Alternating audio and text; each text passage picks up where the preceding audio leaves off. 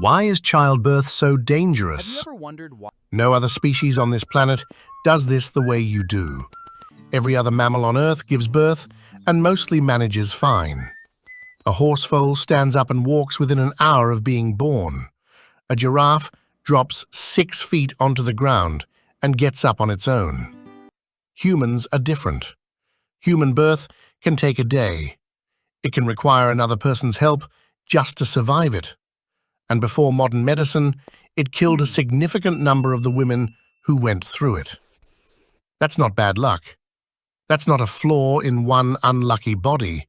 That's every human birth everywhere for the entire history of the species. Something about the basic design doesn't fit. And the reason is one of the strangest trade-offs your body ever made.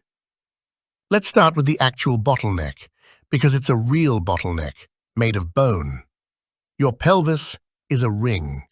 2 hip bones fused with the base of the spine, forming a closed loop. A baby has to pass through the middle of that ring to be born. Now think about what has to fit through it. A human newborn's head is enormous compared to its body, compared to almost any other primate, actually. A newborn chimpanzee's brain is already 60% of its adult size.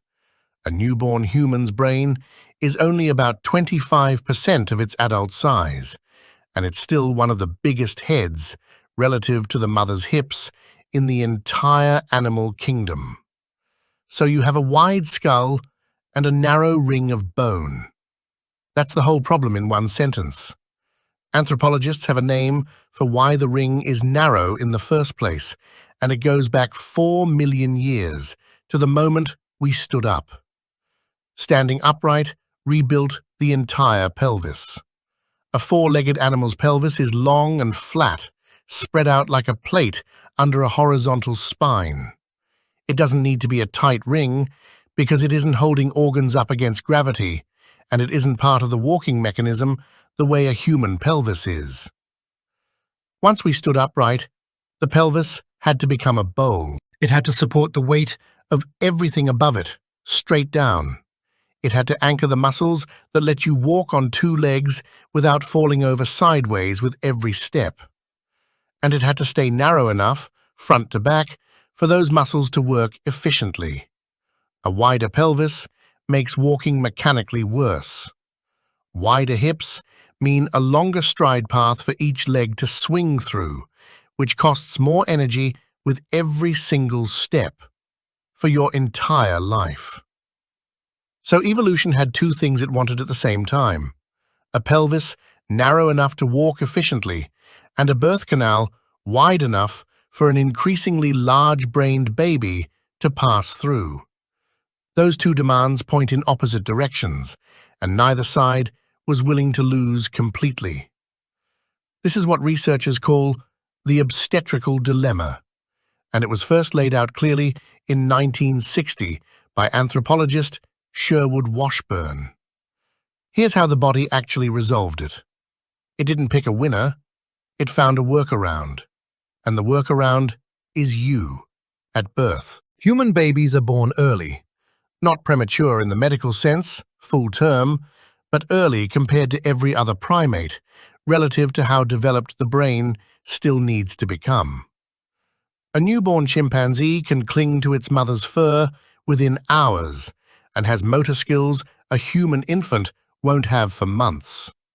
A human newborn can't hold up its own head. It can't regulate its own body temperature well. It can barely see more than a foot in front of its face. Biologists sometimes call the first 3 months of human life the 4th trimester, because so much of the development that happens inside the womb in other primates happens outside the womb in us. If a human pregnancy ran as long as a chimpanzee pregnancy scaled to brain growth, gestation would need to last closer to 18 to 21 months, and the baby's head would be too large to be born at all. So the deal that got struck was this: Kick the baby out early while the head is still just barely small enough to fit, and finish the brain's development afterward, outside, in the open, completely helpless. That's why a human infant is so useless for so long. It isn't a design failure, it's the price of the compromise. And even with that compromise, the fit through the pelvis is tight enough that birth itself became mechanically strange. Watch what actually has to happen inside the birth canal, because no other primate's baby does this. The pelvic opening isn't a simple circle. It's wider side to side at the top and wider front to back at the bottom, twisted almost 90 degrees between the entrance and the exit. So the baby has to rotate as it descends. It enters facing sideways to fit the wide part of the opening at the top. Then, partway down, it has to turn so it exits facing backward toward the mother's spine to fit the wide part of the opening at the bottom. A chimpanzee baby doesn't do this. It enters the canal facing forward and exits facing forward. A straight pass-through, no rotation required. Human birth requires a twist, mid-passage, through a ring of bone, with a skull that barely clears the sides to begin with. This is also why, unlike almost every other mammal, human mothers benefit from having someone else there. A chimpanzee mother reaches down and pulls her own baby out, facing her, and guides it to her chest, herself. A human baby, exiting backward, is extremely difficult for the mother to reach and guide on her own. Anthropologist Wenda Trevathan proposed that this is a real reason human childbirth became a social event, attended by others across essentially every culture in history. Not comfort. Mechanics. So here's where the honest, harder part of this story comes in.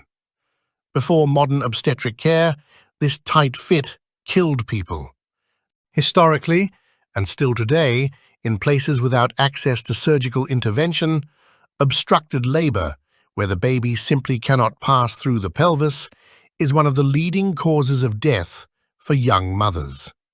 Researchers estimate that maternal mortality from childbirth complications has likely been a significant selective pressure on the human species for a very long time. It's one of the only situations in nature where a specific size and shape of an organ has been fatal often enough to visibly shape it, generation after generation. You'd expect a pressure that fatal to solve itself eventually. Wider hips would seem like an obvious fix. Why hasn't evolution just made human pelvises bigger? Because the trade-off runs both directions, and both sides were still costing something. Researchers led by Holly Dunsworth published findings in 2012 showing that human gestation length and birth timing are shaped by a second constraint most people never think about: the mother's own metabolism. Carrying a fetus to term is metabolically expensive, and a mother's body has a hard ceiling on how much energy it can produce and still support itself. Pushing gestation any longer would push maternal energy demands past what the body could sustainably supply. It isn't only about the pelvis being too narrow, it's also about the mother's body reaching its own limit at roughly the same point. At the same time, a wider pelvis carries its own cost. Studies on human locomotion show that a wider pelvis increases the energy required for walking and running, measurably, step after step, for an entire lifetime. So you're back to two systems, each defending something real. Pelvis width defending efficient walking. Gestation length defending the mother's metabolic limits. Neither side would yield completely, and the species settled at the edge, where both barely work. That's why the fit stayed tight. Not because evolution couldn't solve it, because the solution kept costing something on the other side of the ledger, no matter which direction it moved. Before we go further, an honest note, because this is a subject where confident, tidy claims tend to be wrong. The obstetrical dilemma is one of the most cited ideas in human evolution, and it isn't a fully settled question. Some researchers argue the pelvis versus brain conflict is only part of the picture, and that other factors, including the mother's energy budget and even how the fetal head grows relative to the birth canal shape, play a larger role than once thought. This isn't a story with one single agreed-upon final answer. It's an active area of research, and that's worth knowing before repeating it as settled fact. What isn't in dispute is the outcome. Human birth is harder, longer, and historically more dangerous than birth in almost any other mammal, and it has been that way for as long as our species has existed in its current form. Modern medicine changed the odds enormously. Caesarean sections, monitoring, trained birth attendants, safe hospitals. All of it exists because this specific problem needed solving, and for most of human history, it wasn't solved, it was survived. So, the next time someone describes childbirth as something the body should just handle easily, on its own, without help, you can tell them the more accurate version. Human birth was never simple. It's the visible seam, where two systems that evolution needed at the same time, an efficient upright walk and a brain large enough to build civilizations, were stitched together as tightly as they could physically go. You are not broken. You are the compromise that made walking and thinking both possible at the same time, in one body.